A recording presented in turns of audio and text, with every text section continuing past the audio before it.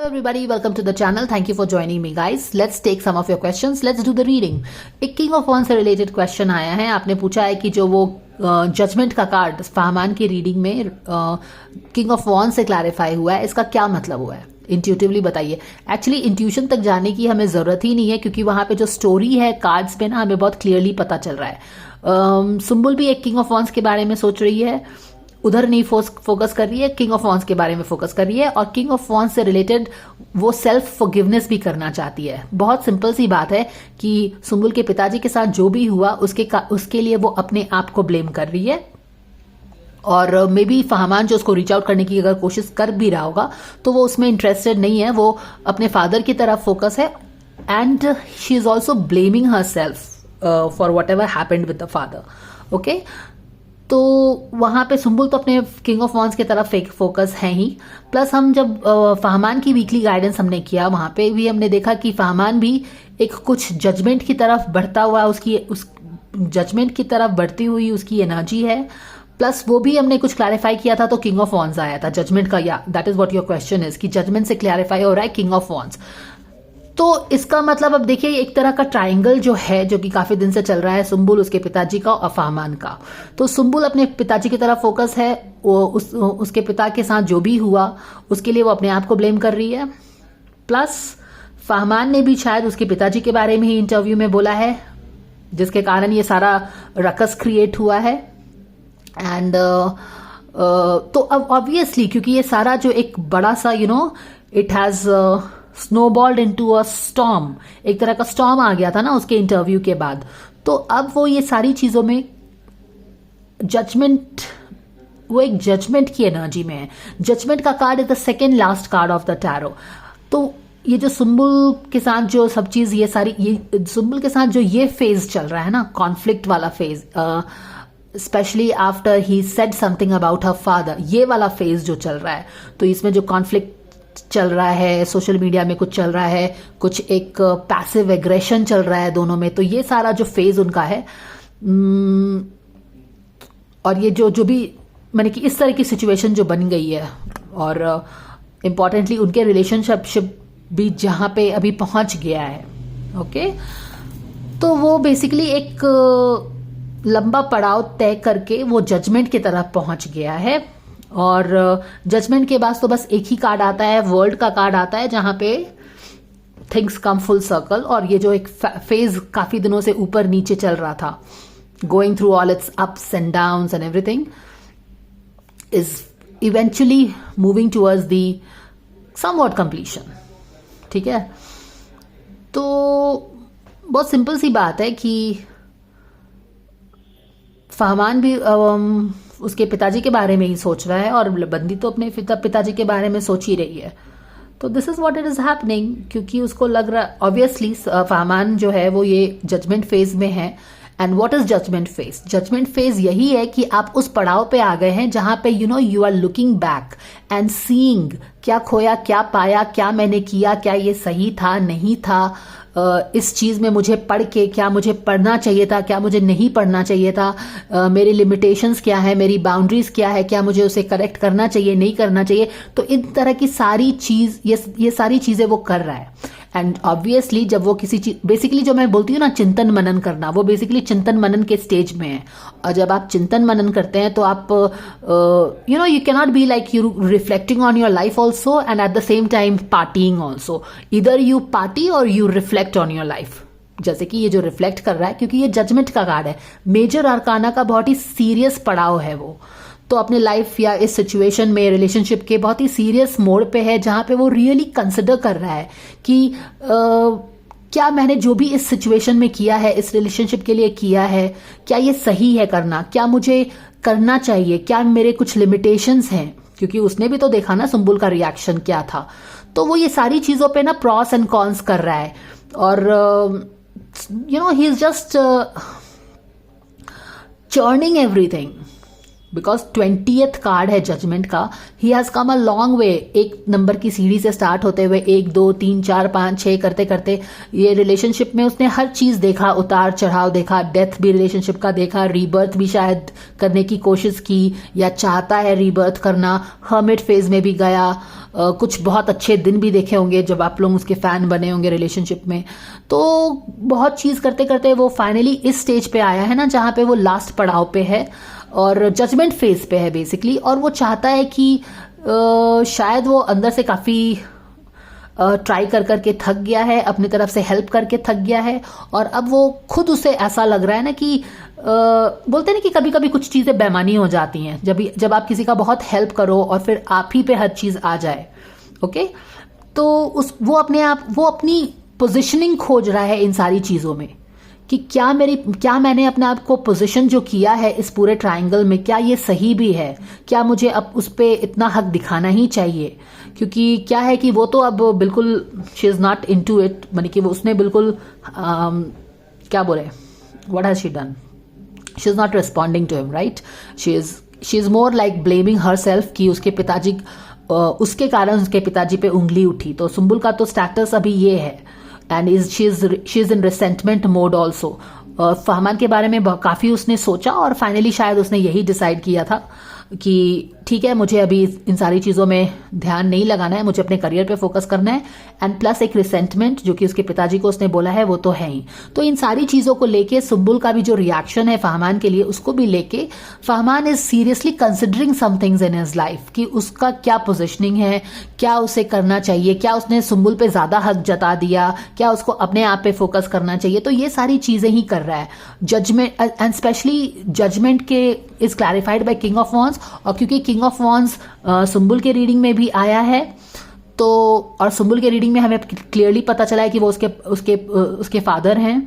तो Fahmaan is also reconsidering the fact कि क्या जो उसने उसके फादर के बारे में जो स्टैंड लिया, क्या वो सही था, क्या उसे हक है कि वो उसको बोलो. I mean why he has to do all these things. आप समझ रहे हो. तो फादर को लेके बहुत अपने एक्शंस को वो एनालाइज कर रहा है, अपने, जैसा कि मैंने बार बार बोला कि अपनी पोजीशनिंग इस रिलेशनशिप में एनालाइज कर रहा है कि क्या सोच के उसने कुछ किया था. हालांकि जब उसने इंटरव्यू दिया होगा, क्योंकि समझदार आदमी है, तो उसको जरूर पता होगा कि ये बैकफायर तो करेगा ही, क्योंकि आप किसी के भी माता पिता को बोलोगे तो बैकफायर करेगा. तो इसके लिए वो थोड़ा तो प्रिपेयर्ड जरूर होगा. शायद इसीलिए इंटरव्यू के बाद भी शायद वो कंपैशनेट था, या फिर दोस्ती बढ़ा रहा था, या फिर उतना ज्यादा ही वॉज अंडरस्टैंडिंग, जैसा कि हमने रीडिंग में देखा है. तो वो बात बता रही हूँ.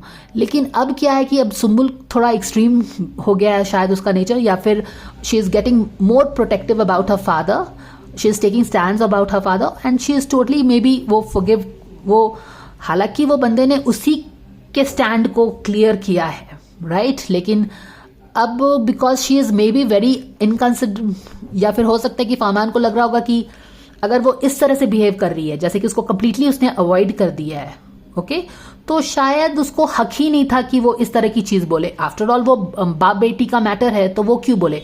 तो यही चीज वो जजमेंट में ये सारी चीजें उधेर बुन में लगा हुआ है कि जजमेंट यहाँ पे फाइनल पड़ाव में आके जो उसने उसके पिताजी के बारे में बोला है, क्या उसको बोलना चाहिए था, क्या उसको हक है बोलने का, किस हक से उसने बोला.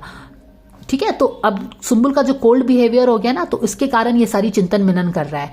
एंड जैसा कि आपने बोला वो सोशल मीडिया से दूर है, तो बिल्कुल सही बात है. जब आप लाइफ में सीरियस चीजों पे चिंतन मनन करते हो, रिफ्लेक्शन करते हैं, तो आप पार्टी तो साथ में नहीं कर सकते, सोशल मीडिया पे ऑन एंड ऑफ तो नहीं हो सकते ना, because here some serious contemplation is going on, right. तो वो चीजें हो रही हैं. तो आई होप यू अंडरस्टैंड कि why this king of wands, जो कि इस केस में it is very clearly establish कि सुंबुल के फादर हैं. तो वो सुंबुल के फादर से रिलेटेड जजमेंट मोड में है कि what right he had to tell about his daughter, क्योंकि अब तो वो बिल्कुल साइडलाइन हो गया है. You understand. ये सारी चीजें हैं. तो this is what it is. And what else. एक और भी क्वेश्चन था कि आपको कैसे पता कि वो जो किंग ऑफ कप्स है या फिर जो फहमान है वो सुंबुल के बारे में ही सोच रहा है. Give me a moment, let me take out the cards. देखो यार, फर्स्ट ऑफ ऑल तो ये बात है ना कि मैं बिना कोई चीज़ या तो इंट्यूटिवली फील किए हुए या फिर सामने में लॉजिकल आंसर्स देखे बिना कोई भी चीज़ कंक्लूड नहीं करूँगी, है ना। इतना तो मुझे भी पता है ना।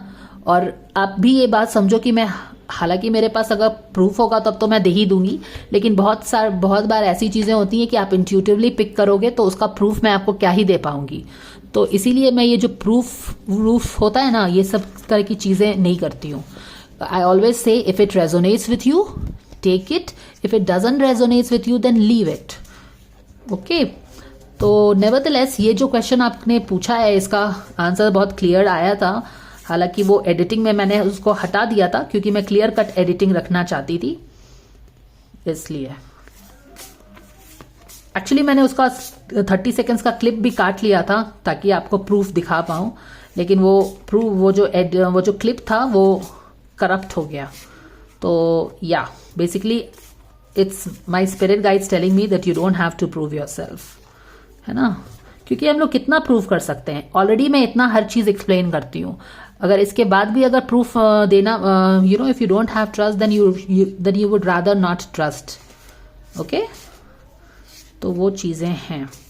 तो सुम्बुल की रीडिंग करने के बाद जब मैं फाहमान की रीडिंग स्टार्ट करने वाली थी और मैं शफल कर रही थी तो 2 कार्ड्स गिर गए थे, and I will show you which 2 cards had fallen down, जिससे मैंने कंक्लूड किया था कि ये जो बंदा है लड़की के बारे में, यानी कि सुम्बुल के बारे में ही सोच रहा था। Okay, let me show you the 2 cards that had fallen. जी हाँ, ये वाला था ना कि सुम्बुल इज नॉट इंटरेस्टेड, उसको कुछ ऑफर कर रहा है। I think Fahmaan would have offered some new beginning to Sumbul this week and she is not interested. Okay, वो उधर मुंह बना के देख रही है, अपने किसको देख रही है, किंग ऑफ वॉन्ड्स, अपने पिताजी को देख रही है कि तुम्हारे कारण मुझे अपने पिताजी से शर्मिंदगी महसूस हो रही है। Do you understand this? तो ये ऑफर कर रहा था, may be Fahmaan would have tried to initiate some new beginning, कुछ नया बिगिनिंग्स इनिशिएट किया होगा, and she is like I am not interested, क्योंकि तुमने मेरे फादर के साथ जो भी किया है उसके कारण मैं बहुत अपने आप को शर्मिंदा महसूस कर रही हूँ। समझ में आया? ये वाला कार्ड आया था ना सुम्बुल के रीडिंग में, और जब मैं शफल कर रही थी तो एक और कार्ड आया, 2 कार्ड गिर गए थे। ये कार्ड गिर गया था, ये कार्ड नहीं आया था, don't worry about this. And अरे वो किंग ऑफ कप्स कहाँ चला गया? Let me take that out. तो ये वाला कार्ड आपने फाहमान की रीडिंग में देखा होगा, आया था। तो इसीलिए, क्योंकि ये दोनों कार्ड जब मैं शफल कर रही थी तो ये ऑलरेडी गिर गया था ऐसे करके, ठीक है। तो इसका तो क्लियर मतलब हो गया कि ये जो किंग ऑफ कप्स है इसके बारे में सोच रहा है। ये तो सुम्बुल के रीडिंग में आया था, तो we know that she is the Sumbul. और जब फाहमान की रीडिंग में आए थे तो ये किंग ऑफ कप्स जाके बीच में बैठ गया था, तो ये फाहमान हो गया। तो ऑब्वियसली क्योंकि ये कार्ड दोनों ऐसे पहले ही गिर गए थे, इसीलिए मैंने बोला था कि this guy is thinking about the girl Sumbul. अब समझ में आया? ये तो बहुत लॉजिकल रीजनिंग है क्योंकि कार्ड ही ऐसे गिरा था। बहुत बार ऐसा होता है कि आई पिक थिंग्स इंट्यूटिवली, जिसके और इंट्यूशन का तो मैं आपको कोई प्रूफ दे नहीं पाऊंगी, राइट? तो that is what I wanted to tell you, that I won't give proof of so many things. Please trust your intuition and trust yourself. You don't have to listen to me. That is also another thing. अगर आपको सही लगता है तो आप trust करो, सही नहीं लगता है तो आप मत ट्रस्ट करो, क्योंकि मैं हर चीज का क्वेश्चन का आंसर्स कितना दे पाऊंगी, right? I can not give, I don't have that much of time and bandwidth to do that. और आप अपने रीडिंग्स को कितना एक्सप्लेन करोगे? ऑलरेडी तो कितना क्लियर और कितना ट्रांसपेरेंट रखने की कोशिश कर ही रही हूं मैं। बिसाइड्स एक और क्वेश्चन आया है, हालांकि उन्होंने क्वेश्चन नहीं पूछा है लेकिन मैं फिर भी एक्सप्लेन कर दे रही हूँ क्योंकि शायद वो थोड़ा सा चीज़ों को थोड़ा गलत समझ लिए, बट क्योंकि वो एक इनोसेंट सा कंफ्यूजन है तो मैं एक्सप्लेन कर देती हूँ। बट लॉजिकल कंफ्यूजन है जो होता है ना कि ये कार्ड यहाँ पे था तो फिर ये कार्ड यहाँ था तो ये आपने कैसे कंक्लूड कर दिया, इन सारी चीज़ों का कोई एक्सप्लेनेशन मैं नहीं दूंगी। Why? Because you are coming, you are talking pure logic. You are coming from your left brain, left hemisphere. You are coming from your ego self. Or ego self is, ego self is not open to receiving guidance. क्योंकि first of all तो ये जो tarot guidance it is not logic. It is logic but it is more of a intuition. तो आप वहां से बैठ के ना, while you can understand the meanings of the card, you will never understand, you can not probably get the understanding of the cards. ठीक है, क्योंकि मैं जब यहाँ पे टैरो रीडिंग कर रही हूँ तो I am tapped into the spirit guides, tapped into with spirit guides, and with that inspiration I am reading the cards beyond the meanings. लेकिन आप जब वहां से बैठे हो तो आपको बस टैरो कार्ड्स का मीनिंग दिख रहा है, उल्टा ऊपर नीचे दिख रहा है, ये सारी चीजें दिख रहा है। बहुत बार पहले मैंने भी कोशिश की थी, I also watch picker cards and I thought okay let me also read the tarot cards along with the tarot reader, and I was like hell no, better let the जो भी टैरो कार्ड रीड कर रहा है, let the person read the card and let me sit back and enjoy the reading. क्योंकि आप कर ही नहीं पाओगे, आप बस टैरो कार्ड्स का मीनिंग समझ सकते हो, ऊपर नीचे से थोड़ा नेगेटिव पॉजिटिव समझ सकते हो, otherwise you will not get anything. So if you are a tarot reader, like if you are a little veteran in that, you will know that you shouldn't do this, but nevertheless it is totally your choice to do or to not do. But yeah, that is not how it works. I'm sure you know that, or rather you will appreciate that. अब यहाँ पे देखिए, किसी ने बोला था फहमान का ego हो गया है, राइट? उन्होंने कुछ क्वेश्चन नहीं पूछा था, उन्होंने कंक्लूड किया था। एंड आई कैन अंडरस्टैंड, जब हम नॉर्मल बोलचाल की भाषा में जब हम ईगो की बात करते हैं ना, तो हम लोग इसी तरह से बात करते हैं कि उसको बहुत ईगो हो गया, उसको अपना ईगो थोड़ा कट डाउन करना चाहिए। पर ये ईगो ना वो वाला ईगो नहीं है, this is more of a spiritual aspect में हम ईगो की बात कर रहे हैं। तो ये क्या है स्पिरिचुअल एस्पेक्ट में ईगो की बात, इसको थोड़ा समझिए। देखिए, जब हम स्पिरिचुअल वर्ल्ड में दो चीजें होती हैं, एक सोल होता है और एक आपका ईगो होता है। ईगो को चीजें ना कंट्रोल में रखने के लिए, ego is designed in such a way that it, जैसे कि ईगो है हमारे फिजिकल बॉडी में रहता है, राइट? फिजिकल बॉडी में ईगो की चलती है, सोल भी रहता है, लेकिन सोल हमें दिखता है, हमें नहीं दिखता है। जब हम मर जाते हैं तब हमारा सोल इस बॉडी से निकल जाता है, तब हमें लगता है कि कुछ तो है जो गायब हो गया है, body is dead now, but ideally we don't see the soul. तो जो ईगो है, फिजिकल बॉडी में ईगो का ही वर्चस्व चलता है। तो ईगो का भी वर्चस्व चलता है और ईगो इंपॉर्टेंट भी है, ओके ना? Ego is your fighting spirit and ego is your warrior spirit, ego is your defence mechanism. और इन सारी चीज़ों की ज़रूरत पड़ती है जब हमको अपने आप को बचाना है, सर्वाइवल इंस्टिंक्ट्स हमारा ईगो प्रोटेक्ट करता है, तो उन सारी चीज़ों के लिए हमें ईगो का ज़रूरत पड़ता है। क्योंकि ईगो क्या लेके आएगा आपके लिए? ईगो एक फाइटिंग स्पिरिट लेके आएगा, वो हार नहीं मानेगा, राइट? जैसे कि आपने कमेंट सेक्शन में भी देखा है, दो लोग अपने ईगो सेल्फ से फाइट कर रहे हैं, ये अपना पॉइंट दे रहा है, ये अपना पॉइंट दे रहा है, ये अपना पॉइंट दे रहा है, ये अपना पॉइंट दे रहा है, दोनों ही बैकआउट नहीं होंगे। क्यों? क्योंकि दोनों ही अपने ईगो सेल्फ में है, left hemisphere of the brain which is designed to fight for you, defend you. Exactly the same way Ukraine and Russia, both of them are fighting with each other, right? They are fighting from their ego, they are fighting to protect their territory, their physical boundaries. आपको लगता है कि इनमें से कोई भी एक जीतेगा? बिल्कुल भी नहीं। यूक्रेन को उतना ही सपोर्ट है, रशिया उतना ही पावरफुल है, दोनों में से कोई बैक डाउन नहीं होंगे। क्यों नहीं होंगे? क्योंकि both of them are fighting from their ego self, they are fighting for their identity, they are fighting for their territory, और दोनों में से कोई भी पीछे बच नहीं होगा। और इसीलिए ये जो ईगो की लड़ाई होती है ना, जो सेल्फ ईगो की लड़ाई होती है, जो ये अल्फा ईगो बोलते हैं, ये इस चीज की लड़ाई कभी खत्म नहीं होगी, ये बस चलता ही जाएगा। जैसे कि यूक्रेन और रशिया का वॉर 1.5 साल से चलता जा रहा है, तो वो भी कमेंट सेक्शन में भी आपको लगेगा कि अब हम उसे ये बोलेंगे, अब हम उसे वो बोलेंगे तो वो हार जाएगा। ऐसा कोई हार वार नहीं होगा। वो अगर उस समय आपको जवाब नहीं देगा तो वो एक दिन के बाद आपको आके जवाब देगा, लेकिन जवाब जरूर देगा। क्यों? क्योंकि वो अपने ईगो सेल्फ से फाइट कर रहा है। Ego self will protect their boundary. Do you understand this? तो इसमें बस एक चीज होगी, आपका समय जाएगा, रिसोर्सेज जाएगा, एक्सक्यूज मी। या तो हम क्या बात कर रहे थे कि जब ईगो की लड़ाई होती है, ईगो सेल्फ लड़ाई कर रहा है एक दूसरे से, यानी कि आपका ईगो सेल्फ, आपका left hemisphere of the brain is fighting with the ego self of the other person, the left hemisphere of the other person. तो क्योंकि दोनों ही आप सर्वाइवल इंस्टिंक्ट्स के लिए फाइट कर रहे हो, तो इसमें बस फाइट चलती जाएगी। इसमें कोई लिमिट नहीं है टाइम का। सब अपने लिए, it's the fight of the it's fight for the surviving, it's the survival instincts है वहां पे। और इसमें बस टाइम जाने वाला है, रिसोर्सेज जाने वाला है, आपका जान जाने वाला है, ठीक है? जैसे कि रशिया और यूक्रेन की जिस तरह से फाइट हो रही है, या फिर जो कोई भी कंट्री फाइट करता है, तो उसमें एक ना एक को हाथ सरेंडर करना पड़ेगा, तभी लड़ाई रुकेगी। और सरेंडर कब होगा? जब आपके सारे रिसोर्सेज एग्जॉस्ट हो जाएंगे, तब होगा, वरना ये ईगो का लड़ाई ऐसे ही चलता रहेगा। तो ये तो ईगो सेल्फ है। ईगो सेल्फ हमें जरूरत होता है क्योंकि ताकि हम अपने बैटल्स को जीत सके। यस, हमको अपने बैटल्स जीतने जरूर है, लेकिन हमको अपने बैटल्स को पिक भी इंटेलिजेंटली करना है। ये नहीं कि कोई भी कुछ बोले तो हम उसे लगे लड़ाई करने के लिए। Okay, use this energy wisely.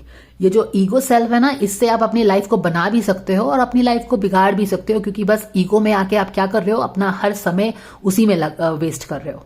तो ego is a very potent energy and you can use to create your life.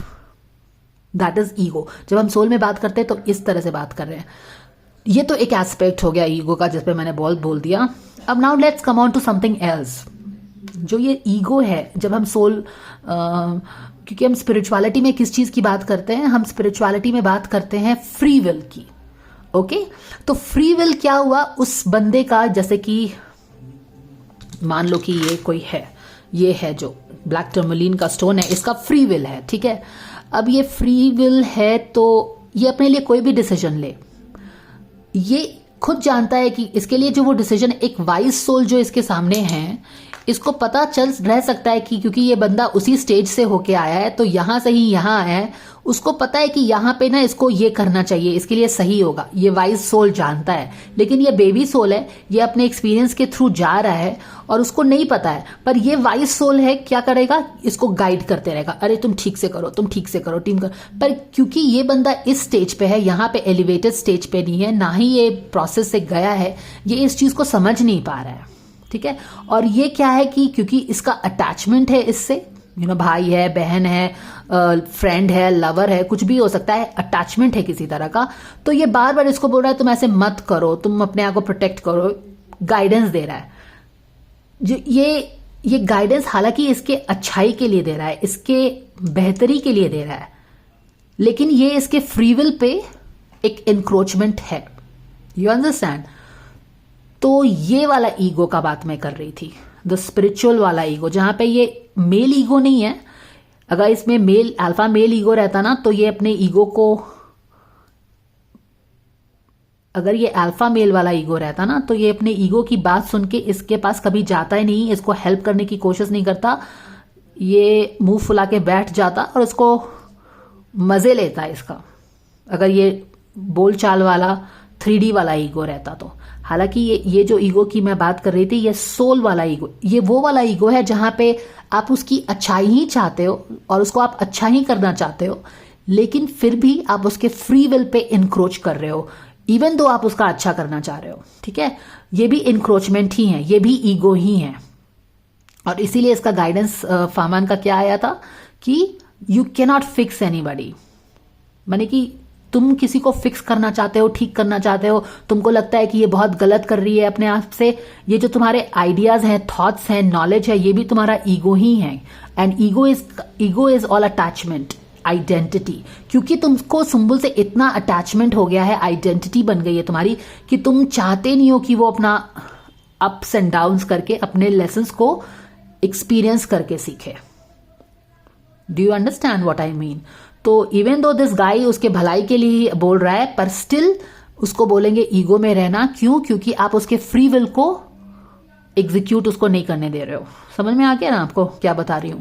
तो वो भी एक फ्री विल ईगो इंक्रोचमेंट ही है, वो भी एक तरह का ईगो ही होगा। आई होप यू गेट इट।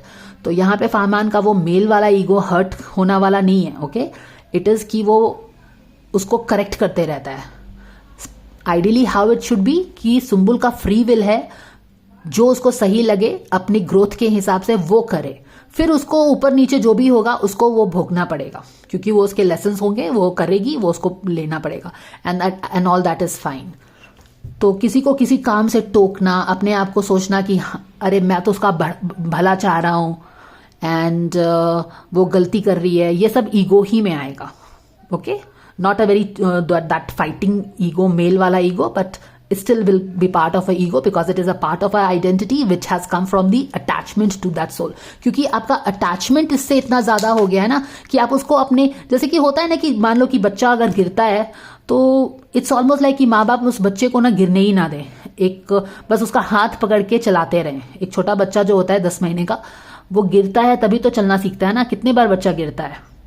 अब ईगो क्या हो जाएगा कि माँ बाप को बच्चे से इतना ज्यादा अटैचमेंट कि वो बच्चा को बस गिरने भी ना दें, उसका हाथ पकड़ के ही उसको चलाते रहें। तो क्या होगा, बच्चा गिरेगा ना सीखेगा चलना। तो उस बच्चे का फ्री विल है, और ये भी इंपॉर्टेंट है कि वो गिर के सीखे संभले। समझ में आ गया ना आपको क्या बात बोल रही हूं? तो दो तरह का ईगो है, एक आपका मेल ईगो हो गया, एक आपका ये वाला ईगो है जहां पे हमें लगता है कि अरे यार वो गलती कर रहा है, नहीं करने देना चाहिए। लेकिन आप अपने उसके फ्री विल्स को रोक रहे हो। उसको तो राइट है फ्री विल करने का, अपना चॉइसेस बनाने का, फ्री विल से अपने चॉइसेस बनाओ। और फिर जो गलती हो तो उसको भोगना भी पड़ेगा, उसका कर्मा भी भोगना पड़ेगा, उसको सीखना पड़ेगा, आगे बढ़ना पड़ेगा, इस तरह से। तो यहाँ पे जो ये बंदा सोच रहा है ना, वो यही सोच रहा है, यही तो मैंने आपको एक्सप्लेन किया ना कि ये पूरे मैट्रिक्स में ये जो किंग ऑफ वॉन्ड्स आ गया है, अब वो अपनी जगह तलाश रहा है। वो सोच रहा है कि मैं इन सारे ये बाप बेटी के चक्कर में शायद मैं कहाँ फंस गया हूं, या फिर मेरा इस सारे पूरे मैट्रिक्स में जगह ही कहाँ है, मैंने क्यों किया ये सब, मुझे क्या मिला, या फिर क्या मुझे इतना हक भी है कि मैं इसको इतना हक से मैंने बोल दिया है। तो ये, या क्या फिर ये जो इंटरव्यू देना था ये गलत हो गया, क्योंकि मुझे राइट ही क्या है कि मैं दूं।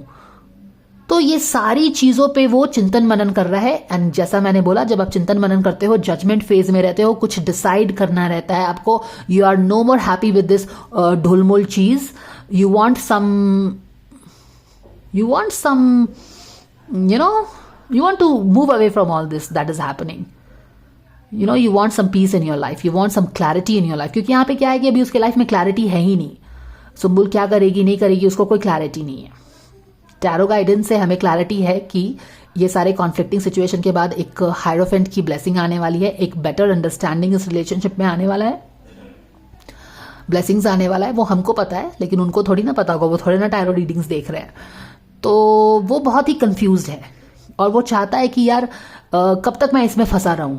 आई want some kind of what do we call that, I want some kind of conclusion, right, कहीं ना कहीं। सो आप समझ गए हो ना कि ये सारी चीजें हैं। So this is all what is going through. All right, अब what will I know lot of people will not understand this in English. इसका इंग्लिश मैं बाद में बताऊंगी, ठीक है।